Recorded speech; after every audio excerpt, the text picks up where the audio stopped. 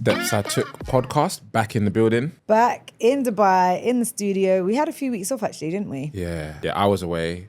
Did you go away or like? No, unfortunately not. But the studio was closed for a little while as well. True. But it was kind of nice having a break, but then I also missed it because this is my time of the week where we just shut off from the outside world and delve into someone else's story. And then like when you break up the routine and then come back to record again, it's almost like, like, I've forgotten how to introduce guests and you know what I mean? Yeah, but I have to ask questions. Yeah. What's going on? But I have to do my hair. Yeah, that's something. I didn't even get a shape up today, but it looks fresh. Yeah, like this is the High Rocks shape up, so it's a few days old, but it's I feel like it's holding up. So yeah. I'm liking that. Yeah. But this is the podcast where we get guests on the show to share the journey, the story, the steps they've taken towards greatness and towards what they're doing right now. And I'm excited about today's guest because I actually met this guest in London just before they moved to Dubai. And this guest is very, very interesting, a specialist in resilience. She's also a doctor, might I add. So welcome to the podcast, Dr. Ilham Sebah. Thank you. Thank you for having me. It's a pleasure to have you here, Doctor. Yes, and we will keep reinforcing, Doctor. Oh my God. Because off camera we were discussing about women and keeping their titles and all of this, but we'll delve into that later. I'm super excited to have you on our show today because I love all things psychology. I was actually saying to Sue the other day, my friend, I was like, I think I want to be a psychologist, but then I thought about going back to uni. Analyze people. Yeah. Not analyze people. I just like to understand the mind. But as soon as you say you're a psychologist, that's literally what you get. It's like people step back and they're like, oh my God, are you analyzing me? Or they'll be like, can you read my mind? And because I get it so often, I'm now like, yes, I can. And you shouldn't be thinking that. And they're just like, Can you though? We cannot read minds. We don't analyze. It's just having a deeper understanding of humans, right? This is it. Yeah. Before we get into it, we have an opening tradition on our podcast, and that is to ask all of our guests, what has been a highlight for you in the last 7 days of your life? Okay. So I guess a highlight would be that I did my first hike in the UAE. So I've been to Dubai a few times, but I've just never joined any of these hikes. So I went to Jebel Jais in Ras Al Khaimah, which was amazing. It was actually like, I train quite often, but I haven't done a hike in years, and it was a humbling experience. I was like, why am I struggling halfay through? So yeah, how long did it take to get to the top? Jebel Jais in Ras Al Khaimah is the tallest one. Tallest. Yeah. What was the distance? I don't know, to be honest, but I know we got to like the highest point of the UAE. I think because we stopped and we had like a reflection time, and so I didn't time the whole thing, but I'd say about probably an hour and a half or two. That's nice. Yeah, though. it was amazing. It was just such a wholesome experience. Did you have to go like super early before it got hot? No, so this is the thing. This is why I've avoided doing hikes because people are meeting at like 4 a.m. and I'm not awake at that time. But we actually set off at like 5 p.m. like to actually start the hike. So 5:30. So by the time we got midway to the top, the sun was setting. So it was just beautiful. That's beautiful. It was so beautiful. You know what's interesting as well? I reckon that a lot of our listeners who aren't from the UAE, Dubai, they probably just think of the UAE as Dubai and man-made buildings and Abu Dhabi and this, that. The skyscrapers. But so when you talk about a hike, they're like, huh? Yeah, Did you hike exactly. up the Burj or something? Like mountains. Yeah. But so it's nice to escape the city. Yeah, be in Resets. nature. That's it. Yeah, nice. So this podcast is about, finding out the steps that you've taken to get to where you are. And I always feel like it's a good point to start from the early years. Dr. Ilham, before the doctor, when she was a little girl, I don't know where you grew up, but I'm assuming it was London. Yes, I grew up in North London. North London. Not far from the Emirates Stadium. Come on. Yeah. So I'm an Arsenal supporter by default. Yes. No choice. So I grew up in North London. Had a pretty decent childhood, to be honest. Like a lot of my childhood memories is just a lot of laughter. In fact, a lot of my parents' evening, the teachers will be like, she's always laughing, she's always smiling. So I feel like I've kept that kind of jovial spirit as an adult. So I think I've always just been curious about people. Like I was always that child that would ask why. Even when you annoy the adult, you're just like, oh, but why? So I knew I was always just intrigued by humans and intrigued by stories. So every time I talk to someone, I just naturally get into like interviewer mode, and I love hearing about people's stories. So that stayed with me, but no one in my whole family even knew what psychology was. No one studied it before. So it's a bit of a gamble to study something where my parents were like, yeah, but what's this going to lead to? Is it going to make money? Like when you've got immigrant parents, that's what their main concern is. But I'm glad I pursued it, to be honest, because it's one of those things where psychology is everywhere. It's not just in the classroom. It's not just in uni. It's like in everyday conversations, how you raise your child, how you interact in your relationships. So first and foremost, like I always say, I was my greatest like subject. Like I had to learn a lot about myself before I can teach other people. So yeah. So when you were growing up, for your friendships and your family relationships, or even romantic, any of the kinds of relationships, how did you find that those impacting you? Yeah, that's a really good question. I think, like, I feel like in life there's stages, right? Like you have phases, and you have phases where you're like in primary school, secondary school, university, if you've gone to university, and then what I call like your real life, because university is just a bubble. So I feel like all of those experiences definitely shaped me. So I think not everyone I grew up with has come along the journey with me. So a lot of those people, yes, we had a lot of fun and we shared a lot of moments, but you grow up and you grow apart and you find that you don't have as much in common with those people. But in terms of how they've shaped me, I think I don't take anything back. I always say it's difficult to have regrets because if you remove that experience, you kind of remove who you've become as a result. So yeah, good. I've had like loads of good times, like in terms of like all the memories of laughing. I grew up a bit, I wouldn't say tomboyish, but I was very sporty growing up. So I played a lot of football. I was able to like even get to a point where I could do 150 kick-ups, which was like, wow. Yeah, that's how into football I was. And then I kind of grew out of that and then just, got into uni, studied psychology. But I still didn't know what I wanted to do with the degree. Like I knew I loved people and I loved learning about people, but I didn't know that I'd be doing what I'm doing today. So it just took a lot of trial and error. But I guess we're going to unpack that as we go along. Going back to, you mentioned that, you had like parents were immigrants to the UK from Eritrea, right? Yeah. So what was that like, I guess living at home with, parents who perhaps weren't, born or grew up in, say, the Western world and the Western way of doing things, and then go into a school where you've got your school friends are probably having like chicken nuggets for dinner and stuff. And like, what was that like for you?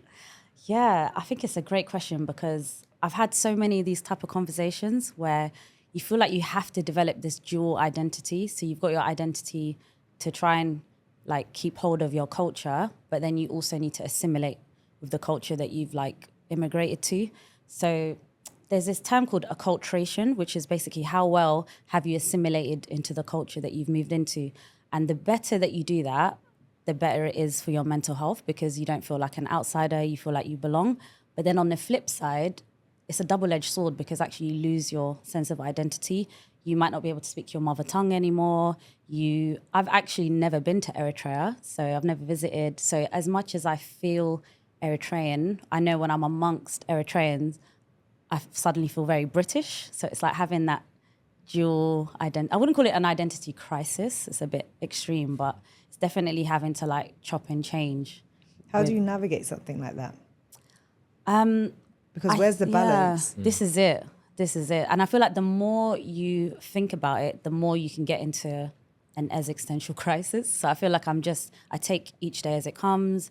This sense of belonging, I think as I'm getting older, I'm just like, actually belonging is just where you plant your feet. So whenever people say, where's home? Yes, I'm British because I grew up in the UK, but home is literally where you make it. So, yeah. It's almost like, would you say one of the terms you could use for it is like code switching?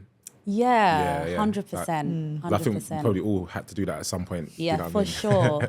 For sure. But this idea of like growing up is you become more authentic. So now, and it's taken me years to get here, like how I'm speaking to you guys is how I speak to my students when I give lectures. Like I feel like you need to just show up as your full self. And I was definitely not like that when I started. Like I thought to look smart, you needed to speak like a textbook. And especially because I was younger when I started, I wanted to be respected. And I thought respect was like, you got to speak in a certain way. But now I'm just like, you know what?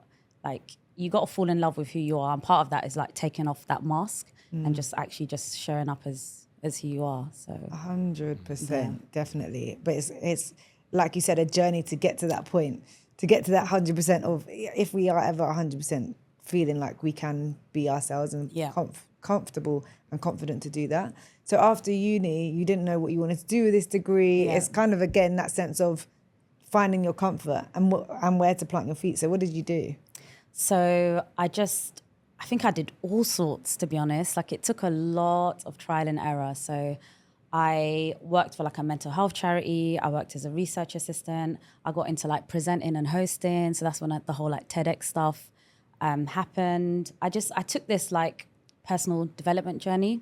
So a lot of people refer to it as like, you've got like a midlife crisis, but I think I had a quarter life crisis. So you just pause and you just start questioning all of your life decisions up until then. But what made you do that?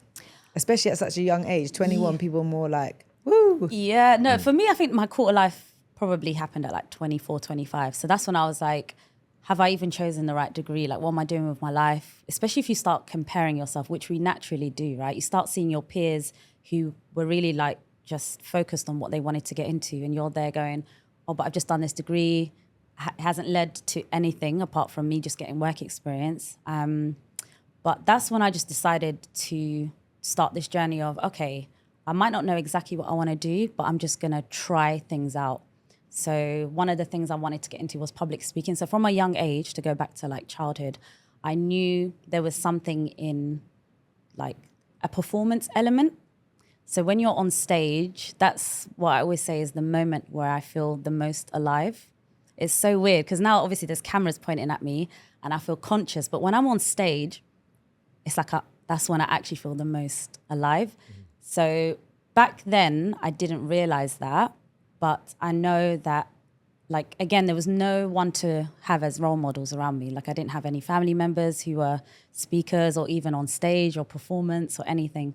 So to answer your question, I did a lot of things, including jumping into public speaking training, hosting events, presenting. I worked for like forensic mental health, which was pretty cool at the time.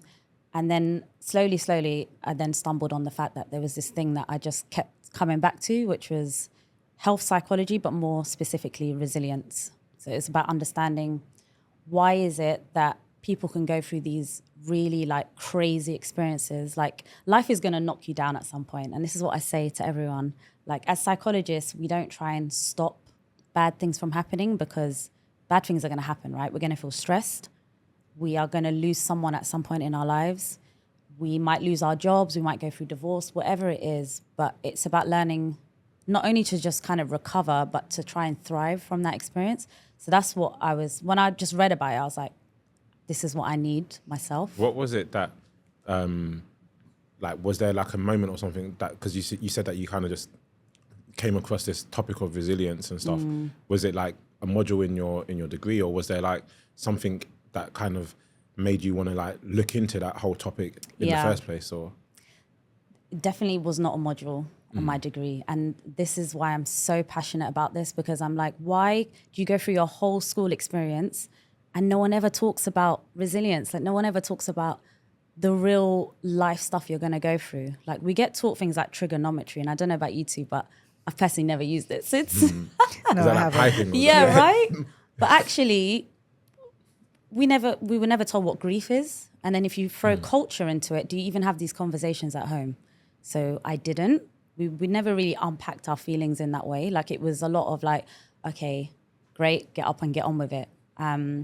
So it definitely wasn't a module, but I think it was a combination of the curiosity that I had about psychology, about human beings, mixed with the fact that I went through my own personal bereavement. So just before the whole public speaking TEDx stuff, really unfortunately, but I lost 2 members of my immediate family, and that just knocked me for 6. So I just, like I always say to people, when you've experienced grief like that, you actually cannot see past it. Like, you can't even imagine yourself getting dressed up to leave your house again. Like, you're just in a really dark space for such a long time. But what I did come across was a book called Man's Search for Meaning by Viktor Frankl. And one of the key things that I kind of took away from that was, like, he's someone that went through the whole Holocaust experience. And he said, if I can get through this, I want to write books about this and give lectures about this and actually, like, just talk about creating meaning from your experiences. So back then I was like, I can't even, like, my friends and family would visit and I just could not imagine hanging out and having a laugh again. But I remember there was a specific moment where I was like, if I can get through this, I don't want to just do it for me. Like, I want to be able to teach other people about these core life skills that for some reason is just missed from the curriculum. So that was happening. And then I saw this PhD advertised. So it was all like it was created for some sort of path. So I read this PhD advertisement, and it was all about resilience, and they were even looking for people that had, like, public speaking experience. I was like, this is actually made, it's got my name on it. But I saw it advertised and the deadline was the very next day. So it was such a crazy story. So I looked at the advert, and back then I don't know where this cockiness came from, but I called up the supervisor because I was like, if I email him, it's probably going to go straight to his junk. So let me actually just pick up the phone. I called him. I was like, I've just seen this advert and I actually think I'm the perfect candidate for it. He was like, why do you think that? And I just was like, I do this, I've got this experience. He's like, okay, this is all good and well, but you need to apply still. Like, I'm like, Time's ticking. Yeah, in my mind, I was like, I thought he was going to be like, come Monday morning, you can start. But I just pulled an all-nighter, to cut a very long story short, they offered it to me within like an hour of the interview. But the craziest thing is I saw the candidate before me being interviewed. Like, when you're in the waiting room. So sorry to cut you, but was it just, there was only one position for this? One position. Okay. And it was fierce competition because it's a scholarship. So I'm sat there waiting to be called, and I see the guy come out before me, and he just looked like the perfect PhD student, like just prim and proper. He was even laughing with them, like he had banter with them. I was like, he's got this in the bag. Like, I've He got probably no thought chance. that as well, right? Yeah. But yeah, I think it's that whole thing of just being authentic. I think they can see that I was so passionate about this topic, and I was just honest about where my shortcomings were, stuff that I didn't understand yet, but I showed that willingness to learn about the things I didn't know about. So yeah. The perfect student, the willingness to learn. Yeah, right? yeah, this is it. This is it. And I think as well, like, maybe the actions of you calling as well probably, demonstrated something that maybe back then anyway, people weren't really doing, like phoning ahead. I think we had a guest on, was it last week, and he talked about how he used to write a letter to, he was a chef, and he talked about writing a letter to a head chef or whatever. But I think now people think in today's day and age, people probably think, actually, yeah, no, I'm not going to do that. That's probably overstepping, you know what I mean? Whereas, like, for you, it worked, right? I feel like in life, you're going to be competing. Like, competition is just natural, right? So it's all about, like, how are you going to try and stand out as a candidate? What can you do differently? Because, you're going to be in a sea amongst a lot of other graduates. So there's nothing really special about you. So, yeah. Show the special side. Yeah. Obviously, at that point in time when you were going for the interview, you were in a very dark place, right? And it was just like these kind of sparks of opportunity seemed to come up for you. But lots of people go through grief, whether it's loss of people or a job or just of themselves sometimes. Yeah. And now you're a resilience expert, I would say. Do you think that there needs to be something inside of someone to spark themselves getting out of it? I watch so many people, myself included sometimes, where even when you're in a bit of a rut, sometimes you're in that rut for so long that you're so comfortable there. So that resilience, it might be there somewhere, but something needs to kickstart it, or you need, I don't know. I want you to tell me. Does something need to kickstart it, or where does the resilience come from to actually stop fighting the situation that you're in? That is a great question, because actually this is what people have been debating for such a long time. So on the one hand, we know genetics plays a role, but it plays a really small role. So some people are just naturally more optimistic. These people that just naturally have a bit more of a spring in their step. But the good news is it does play a small role. So there's this whole room for you to learn and develop these skills. So part of the PhD that I did in this area was to develop a program to actually teach these people how to become more resilient, because it's not something that you're either born with or you're not. Yes, you can naturally have that kind of grit and willingness to try and move on from things, but there's only so much you can do that without actually developing these core strategies. So yeah, that's what I kind of dedicated like 3.5, 4 years to understanding from scratch. Like, what does the word even mean? What does it look like? What are the coping skills that work? What don't work? What does the word mean? That's what I was going to ask you. Yeah. Yeah. What does resilience mean to you? And then also, what are like, I guess the core, like you mentioned, the core like elements of it. So one of the questions I had in my own research was asking people, how do you even define this word? And the reason for that is because there's no consensus on how to define resilience. That's actually a good question. Tavani, how do you define resilience? I like how you fit to me first. Like, we've got a whole doctor in the room and you're... Because this is the point, right? Yeah. You're researching it because lots of people must have different connotations of what resilience means. Yeah. So what do you think it means? So whilst I answer my question, you can have some time to think of your definition of that. I see what you did there. So I mean, for me, resilience, I think, is the ability to withstand something. If you get knocked, like your ability to kind of stand your ground, whether that's, I'm not talking necessarily in a physical sense, but more so in an emotional sense or a mental sense. Being able to overcome something, overcome trauma, or accept trauma and then adapt or navigate. So yeah, that's my mine is very similar, to be fair. See? Yeah. And when you get to me, I'm gonna be like, same. Yeah. But I wanted the first part where you're saying about standing your ground. I didn't think of it like that. I think of resilience to me is continuous progression.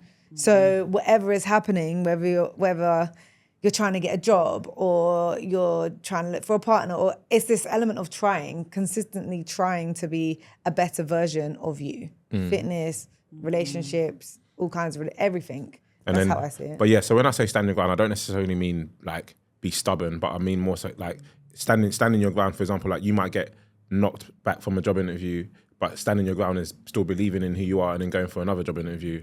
So I guess it just depends on how you look at that. 100%. And I think just to clear up some of the misconceptions, a lot of people think about resilience as having this like hardcore armor and being like a superhero, but that is not what resilience is. It's about being able to go through the motions, feel your feelings. So I like to look at it as like self-regulation. Like, how well can you self-regulate when you fall off balance? Because we're all gonna, like I said, we're all gonna feel some sort of knockdown at some point in our lives. And it's not about the speed in which you spring back up, because that's not, again, it's not a race, right? It's about how well have you been able to heal and process what you're going through. So a lot of people use keywords like adapt, which you said, which is, definitely is about adapting. And then they also say things like ability to bounce back. Now, even though I like that phrase, the way that I view it is actually, instead of seeing it as bouncing back, it's about bouncing forward. Because once you've gone through what you've gone through, you're no longer starting from the same baseline level. Actually, now you can deal with this thing a bit better the next time it comes around. Like if you think about breakups, your first breakup compared to whatever number you're on, it gets just that, not that it becomes less painful, but actually, hopefully you've learned lessons and you're like, okay, I didn't die the first time or the 9th time. But yeah, it's just, that's how resilience is. It's like, you're going to keep getting knocked back, but how much have you actually learned? How much have you been able to self-regulate during those moments of stress or panic or anxiety or whatever it is? So in terms of self-regulation, what does that actually look like? Yeah, so the way that I have like kind of researched resilience is we've broken it down into 3 key areas. So the first one's about cognitive resilience. And actually the program that we developed includes these 3 domains. So the first is cognitive. And so if I take something like failure as an example, there is no human on this earth who has not failed at something, right? I feel like it's such a universal experience. But again, were you guys taught how to deal with failure at school? No. Isn't that crazy, right? It's a universal experience that we're all going to go through, but yet trigonometry took more precedence than failure. So we use failure as an example because when I ran these workshops, I did them at university with university students. And up until that age, they had never learned how to deal with failure. So they get a certain grade on their modules and it's like the end of their life. So I was like, okay, great. This is a great time to actually intervene. So cognitively, what happens is we all have this internal mental chatter. For some of us, the voice is telling us that we're not good enough and whatever I failed at, that's the end. Like, I'm just not a university person, or I'm not made out to be a lawyer or a PT or whatever it is that you're trying to pursue. And for others, they'll be like, okay, what can I actually learn from this? So what we're trying to tap into is, rather than seeing failure as something that's negative, yes, it's painful. Like, I've never been into toxic positivity where you're just like, just get over it. Like, it's cool. Failure is amazing. Because the truth is, when you fail, it's painful. Like, you feel angry, you feel frustrated, you feel like you've let yourself down, you've let others down.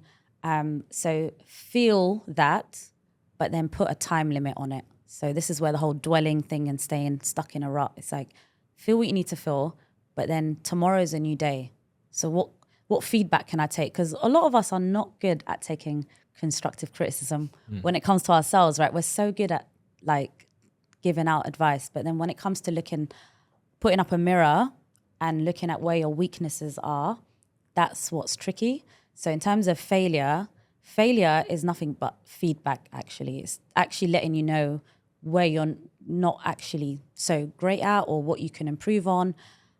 But sometimes failure is telling you that this course that you're trying to be on is not for you. So, you know that whole thing of like, if at first you don't succeed, get back up, try again. But how many times can you keep trying before you're just knocking your head against the wall? Isn't that the definition of insanity, isn't it? Like doing the same Absolutely. thing over and over again and expecting a different result. Exactly. Yeah. But then are some people thinking they're trying but not trying hard enough, or trying in the same way instead of using different ways to go about it? But this is where you got to be honest with yourself, right? I feel like deep down we all know whether we've given something 100%. So if you can hand on heart say, I've given this thing 100%, I've tried so many times that I've actually exhausted my resources now, it might be time to just pivot. So I've got a story about this. There was a student who, she just tried for years to get into this dance school, and she just kept getting rejected, kept failing. And then she was like, okay, this thing is not working out for me. I'm just going to sign on to this psychology module.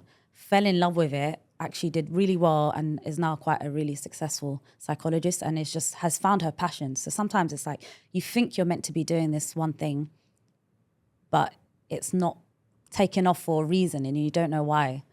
Do you think intuition has a part to play in like navigating your intuition with your resilience? Yes. So it's that whole gut feeling. So for a lot of us, we kind of know something before cognitively we know it to be true. So like, for example, you walk into a room and you've just got this feeling that something's off. You can't quite put your finger on it, but that is your intuition or your gut sending senses to the organs in your brain to be like, to keep you alert, because your brain is designed to keep you alive, right? So we're constantly being fed information from external stimuli.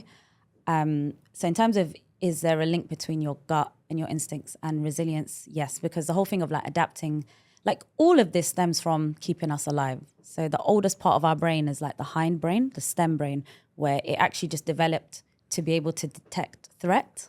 So the quicker you can detect it, the more likely you are to stay alive. So your gut and your intuition, the more you trust it, and it's not always right. Sometimes it could be a trauma response, but yeah, that's a whole different conversation to adapt. So I think through trial and error and from getting evidence that actually my intuition never lets me down, there's this internal compass that I have, the more you trust it, I think the better off and the better for your well-being even. So. And does that internal compass, does it get stronger and louder the more you lean into it? Yeah. Yeah.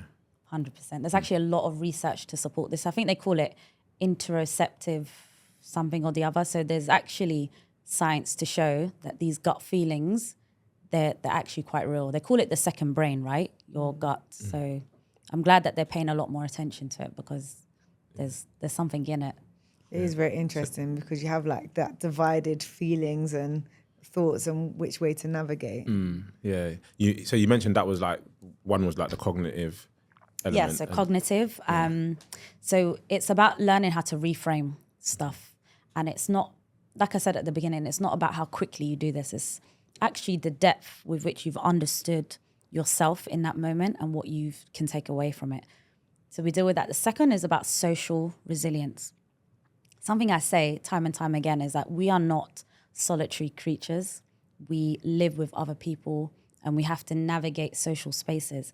and you might not realize this, but other people actually can impact your immune system, like on a cellular level. So, you know, when they say, oh, you know, that you become like the 5 people you keep around, but there's so much truth in that. Like, they can impact your well-being, they can impact your physical health. Some people get sick because they're around toxicity for a long time. I can talk about this for a whole, I give lectures in this area, but it's just so fascinating. So we can't ignore that resilience also isn't just about yourself, it's about how other people impact you. So we teach individuals about like that basically, and how to seek help. So there's a lot of even science to show that the best thing you can do when you're going through stuff is to actually reach out for help. But ironically, the people that need the most help are the least likely to seek help. So we try and like break down those barriers. And then there's like, it's a very interactive and practical intervention. So there's even role plays on assertiveness. So we teach people assertiveness skills, the whole mind-body connection, how your body language actually impacts your physiology, which impacts your performance, which is a whole feedback loop. So it impacts your health, your well-being, so on and so forth. So that's the second pillar. Sorry, just on that second pillar, when it comes to other people and how they impact you, obviously there's only so much control we can have over it at certain points. Like if you have a toxic boss or colleagues, or if you're in school, or anything really in this life. So what advice can you give to people who have that kind of toxic person in their life that at this point in time, they can't escape, but they need to build up some kind of resilience to them? Yeah, and you're absolutely right. Like I feel like one of the things I wanted to get on to was this idea that a lot of, and I'll probably get a bit of flack for saying this, but a lot of concepts in psychology, including things like therapy, is privilege, right? So this idea of like, oh, just get into a healthier environment or go to therapy, what that can sometimes do is it can ignore the fact that your environment is toxic. And yes, you can spend hundreds of pounds going to therapy. I can teach you all of these resilience skills, but ultimately, if your workplace is toxic, if your relationship is toxic, like if the root cause hasn't been eliminated, you're still stuck at square one.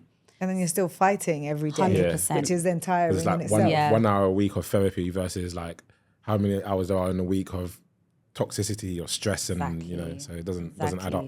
And then if you throw into the mix this whole like hierarchy of needs, so the hierarchy of needs states that like your basic physical needs need to be met before you can start achieving and getting all of this attainment and you building your self-esteem and accomplishing, etc. So if you think about people that are living below the poverty line, therapy and resilience means nothing to them because they're just trying to survive, right? So I think it's really important to first state that this type of conversation, for me personally, and I've had to acknowledge that, stems from a place of privilege. Do you know what I mean? Like for me to be able to just pause, do a bit of mindfulness, and suddenly my day gets better, that means I've got my basic survival needs met.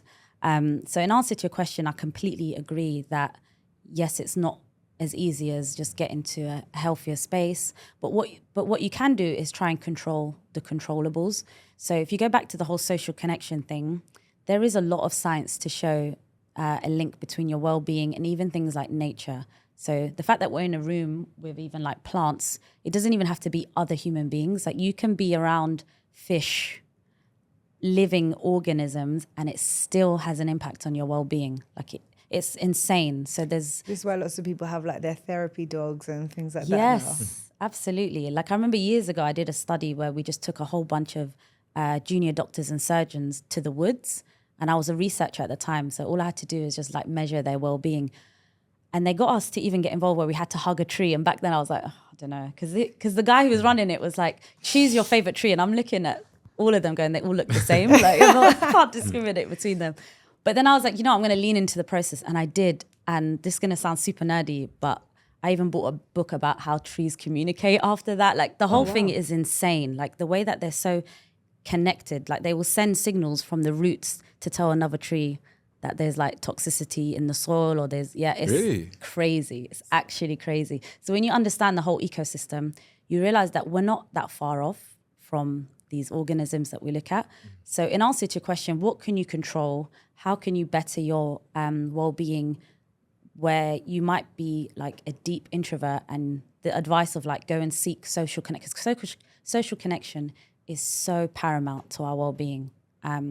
Even just having a phone call with someone, you don't realize, but actually just offloading has an impact on you. You've ever had that moment where a friend calls you, they share something, and even though you haven't given them a solution, they just feel like a million times better. Yeah. So that's happened, right? I always say, and that's why it's good to talk. 100%, 100%. So, in answer to your question, it's not as simple as that. And I'm always mindful of that because I see a lot of advice, especially now in the day and age of social media, where people give you like the top 5 tips, but that's not for everybody because It feels daunting if you can't access those tips. Exactly. So what would you say to someone who's introverted, but you know, you mentioned that social connection is so important, but what would you say to someone that has anxiety in, you know, being more social? Yeah. So again, because I'm an academic, I keep going back to the science behind this. No, but it's important. Yeah. I really like the fact you're doing that because lots of people see psychology as wishy-washy. And actually, when you're going back to the scientific facts, it eliminates that wishy-washy outlook. 100%. And I was that person that saw it as wishy-washy. And then when I started reading into it, I was like, oh my God, there's actually a lot of like scientific evidence to even support things like gratitude and journaling, all these things you hear about, but people have done studies to show that this works. So back to your question, some of the studies have shown that even reaching out to someone once every 3 weeks, doesn't have to be every day, that is still enough to have the same impact. Pets, so there's pet therapy, there's just being around greenery, or if you have access to a local park. So it doesn't always have to be you being in a room full of people, because actually for a lot of people that could be overwhelming, overstimulating. So there's a lot that you can do to still kind of reap the rewards without it being constant interaction, because you don't want to drain your social battery, especially as an introvert. No, makes sense. It's so interesting. And so with these principles, you've created a resilience school in Dubai, right? Yeah. Sorry, but there was a third one That's first. what I was going to get onto. The first was cognitive resilience. The second was social. And the third one is physiological. So we've talked a lot about like the mind and the body, but we dive deep into what you can do in the moment when you are feeling anxious and stressed. Now, for a lot of university students, exams just makes them feel super, super like anxious, I guess. So physiological resilience is literally about understanding the mind and body connection and the fact that our mind and our body are in constant conversation with each other. So a really simple example would be you haven't slept well, right? If you've had a terrible night's sleep, I don't know about you, but for me, the next morning, I'm not the most cheerful person to be around. So what we're going through physically can also impact mentally what we think about. If we're sleep deprived, we start seeing the world in a slightly different way. That's why they say sleep is like the most restorative thing you can do for your brain. So we kind of dive deep into the science behind that. We teach people relaxation techniques, breathing techniques, because what happens when you're stressed is you start shallow breathing. And for a lot of people, they're constantly shallow breathing and their brain is not getting enough oxygen. So that has obviously a massive domino effect on other areas of their health. So yeah, that's kind of like the third domain. It's mindfulness, breathing techniques, relaxation techniques, learning how to interrupt that conversation between the mind and the body. And when it comes to breathing techniques, I would say that's another like almost a buzz topic at the moment, but then also a topic where people see it as wishy-washy again. You want me to do a breathing technique, the box, the hold it in, the this, the that, like what is it really doing? But then the more conversations I've been having recently is like what you're saying, we're not breathing properly. And a lot of us are mouth breathing or whatever. I got one of those things the other day. Did you? Arc of Sweden, they stick on your nose and it opens out your nose. And like, at first I was like, what is this? I'll try anything once. So I was like, all right, cool, let me try it. And I put it on. I was working from home. Those daily morning routine videos. No, I actually... Are you on the mouth tape level yet? No, I don't think I breathe through my mouth, so I don't need to. But I tried it and I was just working from home and then I was at home all day. So I just kept it on and slept with it.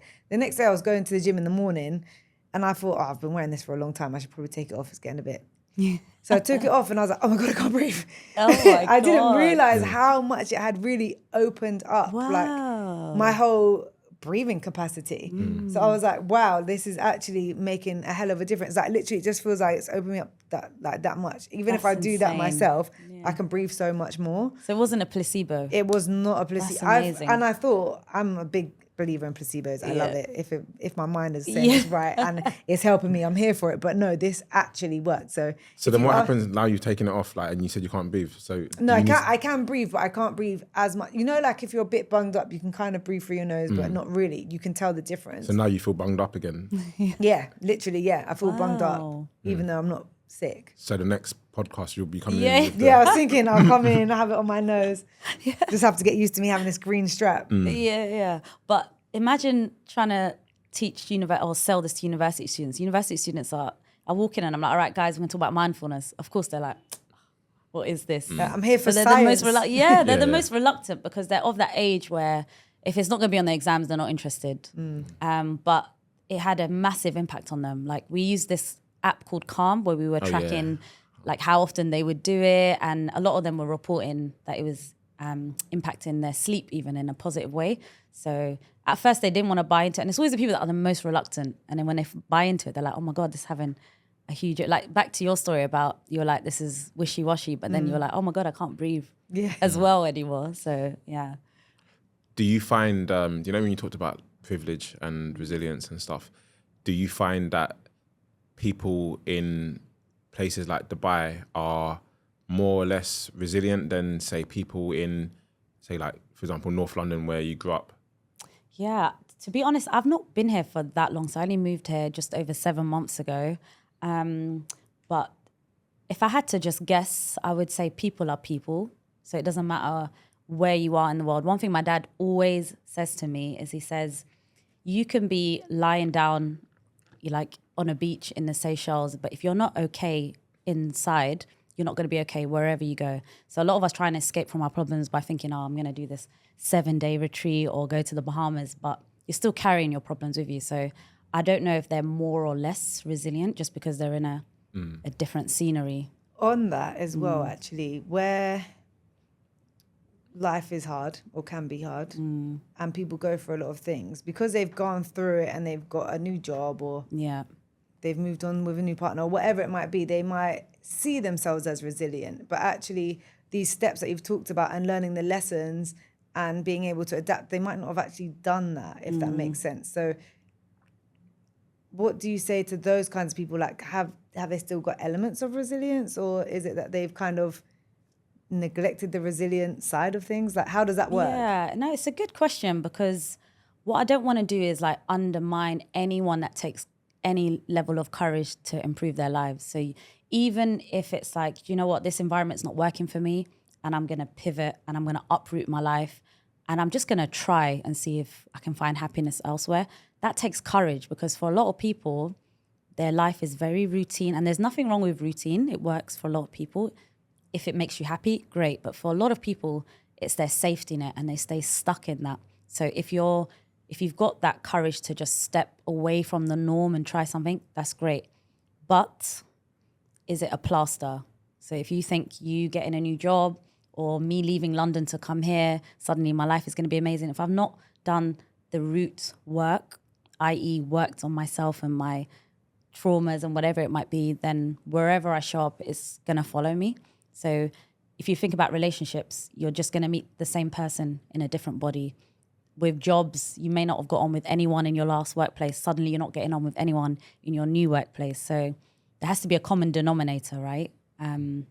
So in answer to your question, yes, they might still be resilient, but are they actually acknowledging what is causing them to uproot in the first place? Yeah, that's really interesting. I want to talk to you about phone call anxiety. Oh, you guys have done your research. Yeah, we've been reading. To you, what is phone call anxiety? Just for the purpose of the listeners, right? This came about, and I'm not an expert in this field, but it came about from a platform called The Conversation. Now, The Conversation, if you've heard of them, they're a global platform and they cover anything from politics to health to psychology to you name it, right? And they reached out and they were like, we're looking for someone to write an article on this topic called phone call anxiety. Now, because it was The Conversation, I was like, yes. I just said yes, even though I didn't know anything about it. So I wrote this article in like an hour or two on a random Sunday afternoon. It was raining and it just took off. I'm talking about like, it had like 500,000 reads within such a short space of time. I was interviewed on a radio station in the Philippines. Someone from New Zealand reached out. Like it just really took more than my resilience work. Can you imagine? But anyway, so in terms of what it is, so a lot of people hate making phone calls, and your phone might ring and you're like, oh, I just don't want to speak to that person. That's not what phone call anxiety is. So you might get people that are like, I'm just more of a texting person.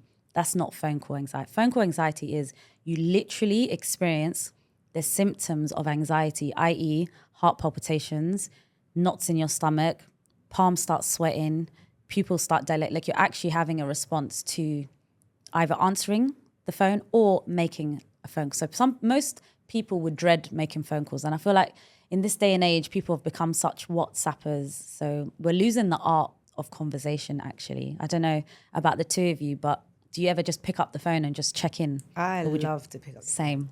Especially when I'm very busy. Yeah. So if I need like a quick response from someone, I might just send a message or a voice note. Yeah.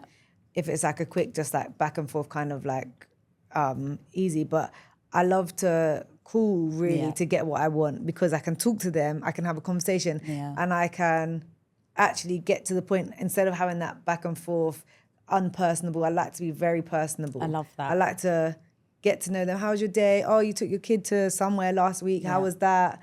Okay, great. Like we've done the rapport part. This is what I want. Whereas I think I'm a bit the opposite. Like, so for me, it's like I'm doing so many things on my phone. Like I'm working on this, I'm working on that. And then if someone, not so much now because the new phone updates allow you to answer the phone and then still continue. Like, whereas but back in the day, like I had a friend and, you know, like say if we're going out or something, he would call me to ask me what I'm wearing, and I'm just like you've now stopped me from. I have to my phone is frozen now. It's just I have to answer it, and now you've taken up 2 minutes when you could have asked me that question, and I would have just responded when I'm ready. Do you know what I mean? Whereas I feel like with a phone call, like it's on demand. Do you know what I mean? Absolutely on demand, and this is why it elicits that anxiety, because it doesn't, like when you're texting, you've got time to think about your response. You've got time to edit. Now WhatsApp's even got that thing where you can edit your responses. But you can't do that in a phone call. There's this awkward silence. So people feel like they have to think on their feet a lot more. They don't have time to process what's being said. They have to fill in the blanks. So if you add that on top of being quite socially anxious anyway, it's like a nightmare for them. So yeah, in answer to your question, it's like an actual physiological response to making phone calls. And then back to the importance of it, it's the social connection that you don't get when you're texting. So in texts, you lose the art of gestures. Like I can say to you in a text, yeah, I'm great, thanks. But you won't know that I'm not great unless you have a conversation. It might be in my tone. It might be in the fact that my body language has changed, etc. So yeah, I feel like we have to keep, back in the day, we used to like try and negotiate for minutes on our phones. Do you remember this from like T-Mobile? Like now it's like people just want unlimited internet. So yeah. Because there's that point between like having direct accessibility to people, which can be quite draining, especially when you're really busy or socially anxious. But then there's also that point of like needing to talk, actually communicate with people. Yeah. But then like, you know, you talked about how you're missing that art of the tone that you can pick up in the voice. The voice notes feature, that's there, right? So true. You know, true. But gestures, so much can be said without even communicating. Like I would know, I might not be 100% correct, but I could know if you're having a bad day or if your energy is just off and you've not even opened your mouth. So I feel like WhatsApp's never going to replace via that. a phone call, you mean? No. Phone call or even in person. Oh, you mean in so person? if we just met up to have a chat. Okay, yeah. And even the art of meeting up with people is dying because everyone's following each other's Instagram. There's people that I went to school with and I've seen their child grow up and I've not actually met this child. So it's like we're not actually scheduling time in. Everyone's making assumptions about how everyone else's lives are going based on what they're seeing. Yes. It's actually true. I was actually talking about this the other day. Like one of my good friends, and he actually lives in Dubai, albeit they moved to Iraq for a little bit, and they've had a baby, and like I've not seen the baby yet. The baby turned 1, and it's not by way of me not wanting to see or him not, but it's just in terms of I guess the timing just hasn't quite worked. And I do wonder if there wasn't social media, like. Would we have just... It would have been more of a priority. Yeah. 100%, because you're not seeing the child. You kind of feel like you're getting live updates without being live in the moment. So Do you remember when people used to miss each other? Yeah. People don't miss each other anymore because you can see what's going on in their stories. WhatsApp gives you like, it's kind of like instant responses, right? Yeah. So there's pros and cons, of course. I mean, I'm not going to move way back to having to wait 3 weeks to get a letter back from you. But we have to find the middle ground. So yeah, the whole phone call anxiety thing, the reason it took off is because I didn't realize how many people actually experience this thing.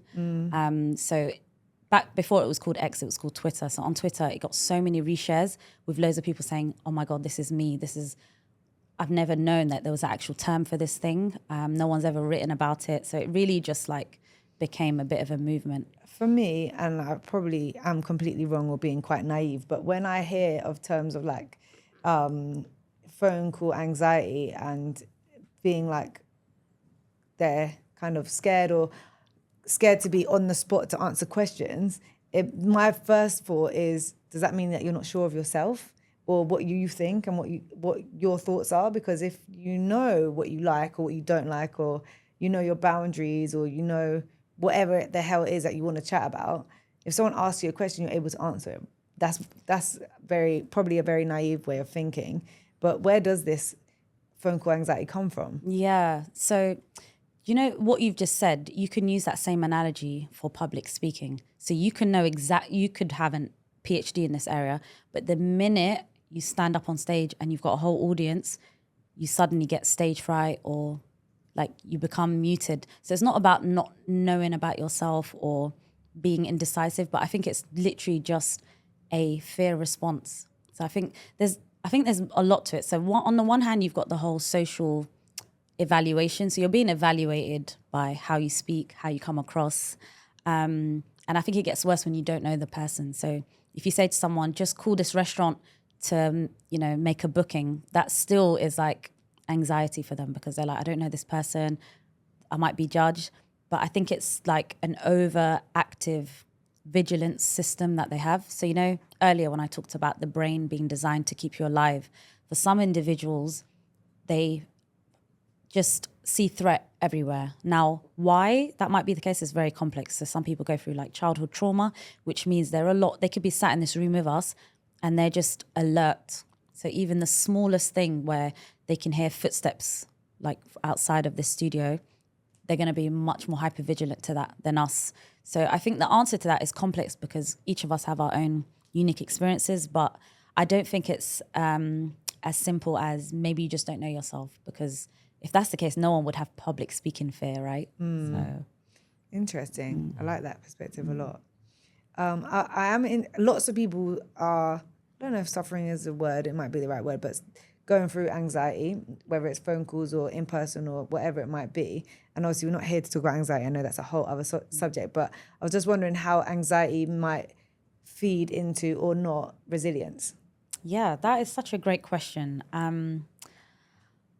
It definitely plays a role because I feel like just back to what I said earlier when I said the mind and the body are so intricately connected. So you cannot ignore what's going on in your mind, i.e. your brain, and what's going on physiologically. So all of the techniques that we teach as part of this program, we need to acknowledge that all of us are on a spectrum on some degree. So anxiety is not like you either have it or you don't. Some of us experience it in certain phases in our life. Some things just evoke that at some points. And for others, they're much more along that spectrum where they have a clinical diagnosis. So one of the things to be mindful of is when we throw around the word anxiety, we're not talking about clinical, like generalized anxiety disorder, which is some people need medication actually to be able to cope with daily life. So if we're just talking about the everyday level of anxiety, I think first and foremost is just kind of finding ways that can help you to just relieve that. So whatever that might be. So even if it's going for a walk, doing a little bit of exercise, making sure that you're socially connected in some way. So there's lots of tips and techniques for how you can manage everyday sort of anxiety. But then when you're leaning into the more clinical diagnosis, then that's where you might need medication, therapy, etc. So I don't think you can tease it apart. It's definitely linked, but the solutions are going to be tailored because each person is unique. Yeah. What would you just just wanted to go back on something because it just came into my mind Yeah, now. What would you say to someone that wants to build resilience, but is in a position where they can't switch their environment easily enough? Yeah, so I guess it's linked to the question of like, is it as simple as like just move to a new environment or not? Okay, I'm going to be honest. There are times in life that are just hard, right? And as a psychologist, I think it will be, I'd say a little bit undermining to just be like, just move houses or just get out of that relationship, because what that does is it undermines how complex relationships are. And depending on what age the person is listening to this, you might be in a household where actually you don't have the finances to move out. You might be an adolescent or you might be a university student. And it's not as simple as like, I'm just going to leave my parents or my family. So I think it's understanding that some phases in our life, we are going to feel a bit stuck. We're going to feel like we're in a bit of a rut and we can't move past that. But I think it's always having perspective. So this idea of like, okay, things are not good now, but what do I want my future to look like? What steps can I take to ensure that it's not going to be an unhealthy space for the rest of my life? Can I start saving? Can I start putting money towards this business idea that I've had? Can I start putting money towards moving out of this space? Whatever it might be, I think it's like just acknowledging that it's not as simple as like a click of a finger and magically you're resilient. One of the things I always say to anyone that I've ever done workshops with is like, if you've come into this room thinking you're going to leave resilient, then I don't want to waste your time and your money, because this is a lifelong journey. So I always say the word healing, never healed, full stop, because none of us ever arrive and we're completely healed. It's a constant journey. So it's about acknowledging that this could just be a phase. But then the second part of that is, what choices can we make? So a lot of us, when we're in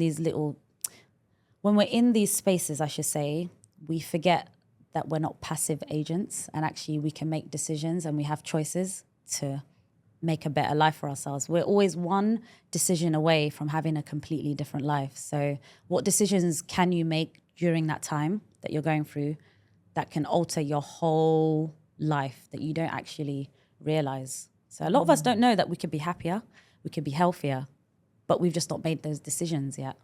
They haven't made the choice to Haven't made the take choice. step. Yeah. But then things like anxiety sometimes can get in people's way to Yeah. make those choices, Yeah. right? 100%. so But seek the help, get the therapy if you need it. If it's so bad that you need to take medication, take the like I feel like try and find the solutions, and there is no one rule fits all. Don't look at people on social media and just follow their plan because it works for them, but it might not work for you. So And then you feel like you failed because their plan is didn't it. work for you. This is it. And then it goes into a whole other cycle. Yeah, exactly. This is all so interesting, but I want to touch on your public speaking as well, because that's one of your choices, and obviously Yes. we want to hear more about your. This is very interesting, but we also want to hear more about you and your journey. So, what was it that made you? Obviously, you were talking beforehand about trying all these different things, and then you realized you were feeling alive on the stage. So, what choices did you make after realizing that feeling to make your kind of dream become a reality? Yeah. So this is where I'm going to rewind the time back to 2013, which was such a crazy year for me for many reasons. But it was the year that I decided that I just wanted to challenge myself. So back then I didn't have New Year resolutions. I had like themes for the year, and the theme for that year was challenge. So I was like, okay, I'm going to take this word and I'm going to apply it in every aspect of my life. So physically, what can I do that's actually going to challenge me to do more than I've ever done before? Mentally, that's where the public speaking. So I was like, I know I would always go to like events or see speakers or watch TED Talks, and I'm like, I can see myself doing that, but I'm not doing it. Why am I not doing it? Because I'm scared. Why am I scared? Because there's this voice in my head telling me, okay, good that they're doing it, but just not you, just not you. So I literally just Googled public speaking. And I remember this day so vividly because I Googled it, and then loads of pages came up, of course. And there was this one page from a guy where he was like, I think he was like a professional poker player or a magician or something. But I remember his website caught my eye. So I go into the website. Again, I go to the contact page. Again, I don't email him. I just call him. see this whole phone call anxiety doesn't apply to me. So I call him and the guy picks up and he's like, I'm about to go on stage, but I'm going to call you back. And I'm thinking he doesn't even know me. Imagine he calls me back. He gives me 2 hours of his time. Wow. Till this day, I've never met this guy, but the advice he gave me had a domino effect. So he was like, I'm going to be honest with you, it's not easy. So he makes like, I don't know, more than 100K a year speaking, just from speaking. So there's money in this business if you become a professional speaker. But he advised that I check out this thing called, not Toastmasters.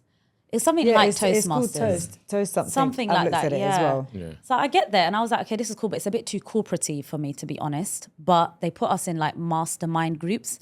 And one of the people I was sat next to was this German lady who runs her own public speaking courses and school program, I should say. Workshops is probably the word. So anyway, she was like, you should come. It runs on like a Tuesday or Wednesday evening. And then I didn't tell anyone I was doing this. It was such a personal journey. I didn't tell any of my friends, none of my family. So after work, people go for like after work drinks and I'm going to these public speaking courses. So it was from doing that the first thing they tell you is like to become comfortable with public speaking, you need to fall in love with yourself. And I was sat in the audience like, this is a bit cheesy. Like, what do you mean by that? But it was so true. Like they would get up, like you would get up. And when I signed up to this thing, I made a promise to myself that I'm just going to say yes to things. So it'd be like, who wants to host next week? Yes. Who wants to do a talk this week? Yeah. Like I was like, I didn't even have anything to say, but I was just like, the more you expose yourself to it, the easier it becomes. And the thing with public speaking is you can read all the books, you can watch all the talks, but the only way you're going to conquer it is you literally just have to do it. You have to get yourself up on stage, give the talks. Even if you're stumbling or you're stuttering, no one knows the script. So if I've messed up my work, and because I give like 2-3 hour lectures, I'm not going to remember everything. And my students will never know. And if they're watching this, they will never know. Like if you speak with conviction and even when you stumble, you're able to recover from that. That's one of the things that public speaking training actually teaches you. We did a lot of improv. So it's like, can you think on the spot? And they just give you a topic and you have to run with it. So yeah, that's how the journey started. And then bear in mind, that was also the year that I was going through loss and grief. So when I got the invitation to do a TEDx talk, it was like 3 months that I went through the bereavement. 3 months after was the actual TEDx talk. So it was such a short space of time. But I was like, okay, I said at the beginning of the year that I was going to challenge myself, and come rain or hailstone or shine, I'm gonna do this thing. So yeah, and I feel like it's paid off because now, like from public speaking, you can walk into any room and you just learn to be able to hold yourself, from conversations to giving public lectures to doing talks to appearing on podcasts, etc. So do you find now when it comes to, obviously you say you tutor for like you're lecturing for like 2 to 3 hours. Yeah. You're public speaking quite a lot. Do you feel that now it's just a breeze for you, or do you still get those early thoughts that maybe you had before of like uncertainty, anxiety, and so those voices get quieter, but they still exist. So you're never gonna completely not have any nerves. And in fact, if you have no nervousness at all, it means the thing that you're doing doesn't matter to you. So whenever something's important, that's when you're actually a bit nervous about it because the results matter, right? So I always say to people, you actually want to feel a bit like an imposter because you're not going to feel like an imposter. You know, the whole imposter syndrome. You never get that when you're just sat behind a desk by yourself and that's all you're doing every day. But the minute you come out of that and you're stretching yourself as a human being or you're challenging yourself, that's when the whole imposter syndrome, you're like, am I good enough? Are they going to clock that I'm not actually as qualified or whatever it is? So no, you don't completely lose the nerves, whether you've been speaking for 5 minutes or 50 years, but you learn to reframe it. So now when I get those butterflies, I'm like, oh, this is exciting. Like I'm doing something new. I'm stretching. I'm growing as a person. And I actually, as crazy as it sounds, is I welcome those feelings because when you've been doing something day in, day out, it can become a bit repetitive and routine that you lose that excitement. I watched an episode. There was this podcast with Andre 3000 and he said, nervousness is literally your nerves reminding you that you're alive. So you actually want to feel those things. Gives you a bit of a buzz. Yeah. Did you feel nervous before High Rocks? with me, I'm like, yeah, it's whatever. I'm quite a passive person. And then like, it was like those couple of minutes leading up to whatever it is that I'm doing, I'm suddenly like, Yeah. and then whatever it is, my whole nervous system becomes alive. And I'm like, oh my fucking God, what am I about to do? Yeah. And then it's like what you said, reframing. So I like channel my mind. So with High Rocks, I got it like 5 minutes before. A few minutes, like literally, it was actually when I got nervous because we ran to the start, but I went to the inn instead of the actual start. So then I got nervous because then I'm like, oh my gosh, I'm late and I'm having to run, but I'm about to run 8K and I don't run. And I was like, let's just run. Let's just go. And I just channeled it. But the same when I'm doing Women Who Thrive Awards Gala, I'm stood on a stage and I'm wearing heels. Actually, I was wearing Crocs. But I was in a nice dress and like I was dressed up and then there's like 170 people that I need to now talk to and I'm on a stage and everyone's staring at me. And I'm like, oh, I don't know if I like this actually. I don't know. I didn't really think about the fact I have to do this and now I'm doing it. And then for me as well, I'm not the best at reading, especially aloud. So then that's another thing. So then I get like, I guess mild anxiety. I'm going to trip over my words. And then I just reframe my mind. I'm like, fuck it. If I trip over words, I trip over words. It is what it is. Like, no one's going to get upset. I just will take a breath and read it. So I think definitely before all of these points in my life, I get that nervous twitch, I guess. And then I just move with it. Yeah, even say when it comes to say DJing and stuff like that, like even at like say Butterfly Carnival or Afro Loud or whatever, like there is always that moment like before, especially with Butterfly Carnival, because like with Afro Loud, there was a DJ before me, and so I could just mix into their song. So, you know, like in my mind, I'm like, worst case scenario, the crowd might think it was the other DJ. Like, whereas like with Butterfly Carnival, like I didn't realize that it was going to go quiet because it was a prayer time. So then there was a prayer time, and then so then I literally had to walk on the stage. The audience is all there, and I'm setting up my stuff. Like, so then now there's that anticipation because like they're all just there waiting for me to push play. But for me, it's like I think I will always. It's not necessarily nerves. It's like but it is that feeling of like, oh, like this is it. Let's, you know what I mean. There is an element. I don't know if it's excitement or there is Adrenaline? something. Yeah, an adrenaline perhaps, and then, but then I'll always straight after like I'll push play on a song and then it goes away kind of, and I like to use the mic as well. Yeah, I was about to say, what about when you're MCing or dancing on the stage in front of thousands of people? So like, I think there's always the moment before I speak on the mic when I'm like, okay, what am I going to say? And that bit is always like, oh, but then like the moment I just speak, it's fine. And then I love it. Like, so like I'll come from behind the booth and run around to the front and start doing some stupid moves or whatever, like, and I actually get a buzz from that. Yes. Do you know what I mean? So yeah. So you can lean into it. Yeah. But for most people, that's like their worst nightmare. Like anything to do with being looked at, they can't do it. Yeah. It's crazy. Interesting. Yeah, it's interesting. So now you're in Dubai. Yes. So you've brought your wisdom to Dubai to help everyone over here. And can you tell us a bit about what you've created here? Yeah, so I actually created it in London and I'm moving it here. So it's something called the Resilience School, which is, the best way to think about it is the school that we should have all gone to. So these skills that I talked about earlier that were just missing from the curriculum, the real life stuff that we go through in life, why were we never taught it?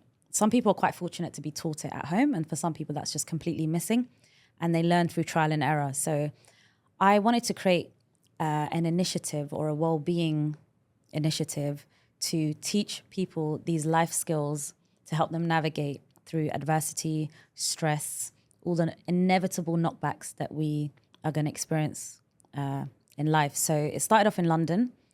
I did some workshops. We did some training with like the NHS. So we worked with a lot of frontline doctors because their jobs are incredibly stressful. You don't realize this, but suicide rates among doctors are really high, actually. Yeah. So it started off with university students just because stress, anxiety, mental health issues have been on a rise, especially since COVID. In fact, it's like gone up over the last 10 years. So rather than just like leaning on the counseling department, which you have to wait for like 6 months or even up to a year, we wanted to create a preventative thing. So what can you do that you actually just have in your hands for yourself that you can do right then and there rather than having to wait on a 6-month wait list or whatever. So that's what I've created. I've brought it here. I've done some workshops and talks with entrepreneurs because it's a fast-paced environment.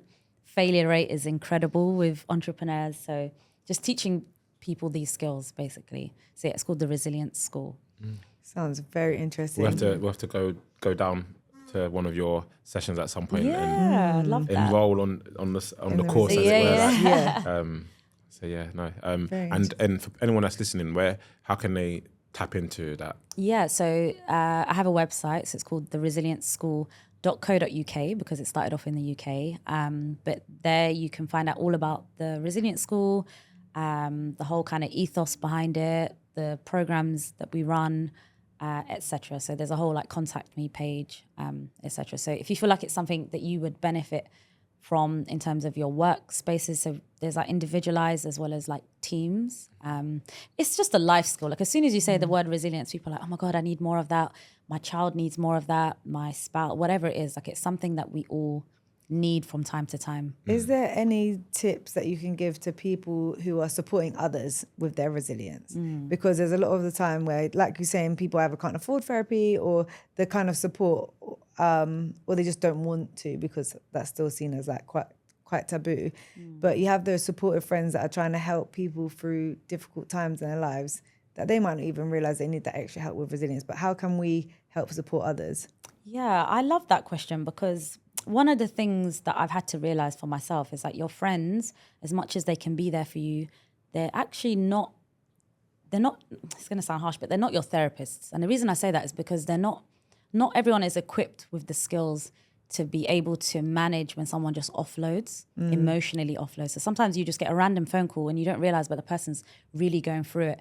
And then suddenly it's like, brrr, and you're like, oh, I don't even know So now what I have to say. mine and yours and I don't know how to cope. Yeah. So I think it's acknowledging that you might not actually be equipped to handle that. So yeah, it's like, can they seek, depending obviously on the nature of the issue, but can they seek the professional help? Because I think that's an interesting point that you say, because even like, like I've got, social environments with friends and stuff, and I've got like friends who might be in a relationship, for example, and then they're asking for relationship advice from someone who's single. Not even necessarily like relationships, but it could be anything, like it could be business or whatever. But if someone's not, had that experience themselves, it's almost like they're giving their advice based off of what they've seen on the TV or whatever. like if they've had no experience or they're just single at the moment. Like if they've had no experience in being in a relationship. I mean, if someone doesn't have it, everyone is it's so easy to say, oh, if that happened to me, I'll do this.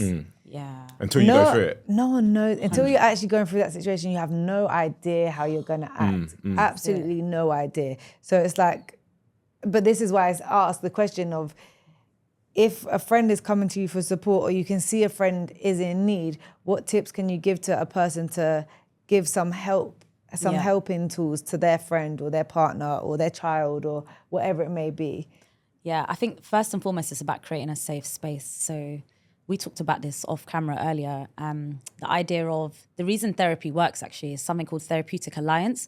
And you can put all success down to that. It's like, how well have you been able to build that alliance, i.e. that trust, that safe space with your therapist? And that accounts for a lot to why therapy works, actually, regardless of the school of thought that the therapist is trained in. So when it comes to being there for your friend, is like, can you just be that soundboard, even if it's like they just want to have a conversation or they want to be heard or they feel seen? Because a lot of people, they don't feel seen. And you could be in a room with thousands of people. You could be the most popular kid at school, but actually you feel invisible and you feel lonely. Like I don't want to dive into the world of suicide, but if you look at the suicide rates, and often when you look at the person that has actually successfully like completed suicide, they're often like surrounded with people. So it's like, how can you be there but really hold space for someone, not just like being distracted? What does that mean though? Is that like going below the surface level in terms of... So you know that whole thing, ask someone twice how they're doing. So you could be like, how are you? And they're like, yeah, I'm good.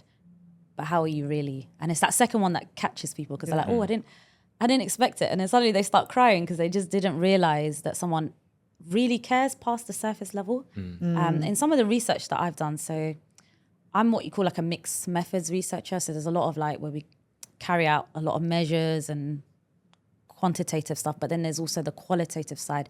And that I love, because you sit there for like a whole hour and you dive deep into a topic with someone. And then a lot of them will say at the end, you know, I've never had the space to talk about this thing uninterrupted. Like, how often do we afford people the opportunity to just speak freely, no judgment? It's the no judgment bit, because we all have judgy friends. Yeah. You know, deep down, they're like, why did you do that? But to just be able to hold space and just be a neutral party, I think that does wonders for people, and you don't realize it. Yeah.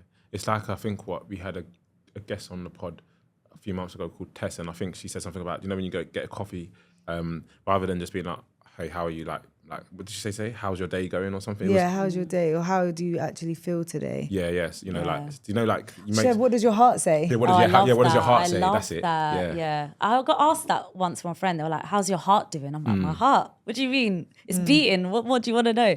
But what they mean is like, what are you actually struggling with? And I love that, because a lot of us don't know what our friends are struggling with. We might know their successes, but none of us really take the time to be like, what's weighing heavy? What's weighing heavy on you right now? Like, what's your week been like?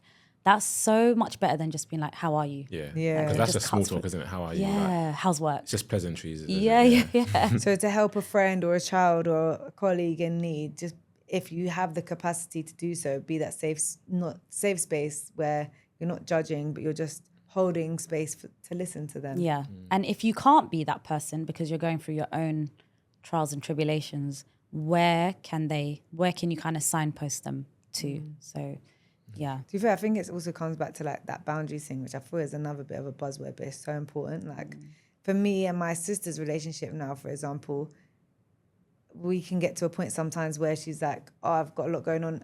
How are you okay to listen to me right now? And I really appreciate that, because I have lots of people that call my phone and need help or want me to listen to them. And I'm like, have you asked if I can? Do you even have the capacity? Today I can't, okay? Yeah. Or like I'll just respectfully ignore their call for that day, you know, because I know what it's going to be and I don't have capacity for it. Yeah. So to look at those situations and think, how can I help? How can I be there for someone else? Because then as well, I feel once you start doing that for others, in turn, it will start happening for you more so as well. But it's also healing for you. I feel like when you help others, there's this like byproduct of you're actually healing yourself. And to go back to the whole like resilience school or whatever, when I was specializing in this area, I didn't realize how much I needed it myself. So yeah, I was like learning, healing myself in order to be able to do that for other people. So I always say like I'm always a student for life, because I'm always going to be learning, and at the same time I'm teaching at this. Like on that point, when you are going through your own stuff, you are also depended on by your students and everyone else who probably, I mean, I'm making assumptions, but more than likely coming to your course because they're going through some stuff and they need some help, you know? So how do you navigate your resilience and persevering through whatever you're going through whilst supporting others with theirs? Yeah, so part of it is being able to compartmentalize, right? It's like, what can I park at the door and I'm going to come back to it? So if I've had an awful start to the day, like name it, everything's gone wrong, you turn up to your work and you're there to give value to people. So it's like coming out of your head, and it's like removing your ego to a certain extent, because if it becomes about, traffic and I've had a bad day, I've just been wet, it's like you're making it about yourself. And that doesn't mean to say like ignore what you're going through, but it's like I'm just going to put the pause button on and I'm going to revisit this because people are showing up to get something from me.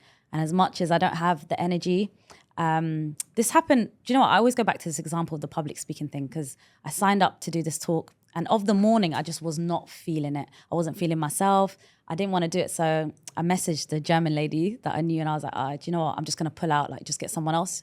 She was like, get over yourself, Illy. She literally said those words. I was like, that's a bit harsh, but I needed to hear that. And I use that now, because I'm just like, actually just get over yourself, or just put it on pause and you can come and revisit that. Because when you give these 2-3 hour lectures, you're literally a performer. Like, all eyes are on you. The cohort is like 200 students, sometimes 250. So it's a huge lecture theatre, and you have to be on point to sustain their attention for that long. Yeah, sometimes I say to myself, like, when there's situations or environments that I just haven't got the energy for, or like, I can't be asked, sometimes I'm like, actually on this occasion, it's not about me, like it's that person might need it. And So that's what I sometimes use to kind of psych myself up. Yeah. Because there'll be times when it's about me, and sometimes you have to be selfish.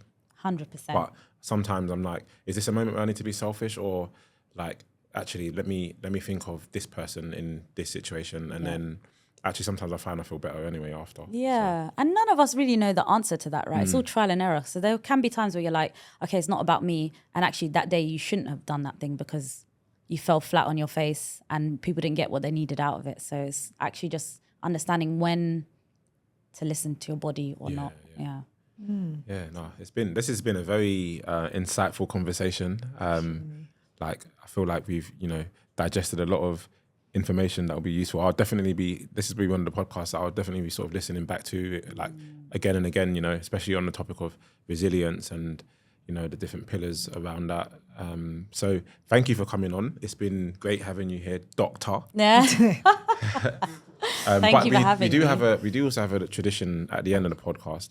We ask all our guests the same question. I'll be interested to hear yours. If you could introduce one rule for everyone to follow, what would it be and why? One rule. Okay, I think the theme of this conversation was about trying new things, right? So my rule would be do something new, like challenge yourself, even if it's not today, this week, this month. What can you do that is new to you? Like at the start, I said, I've never done this hike before. I did the hike.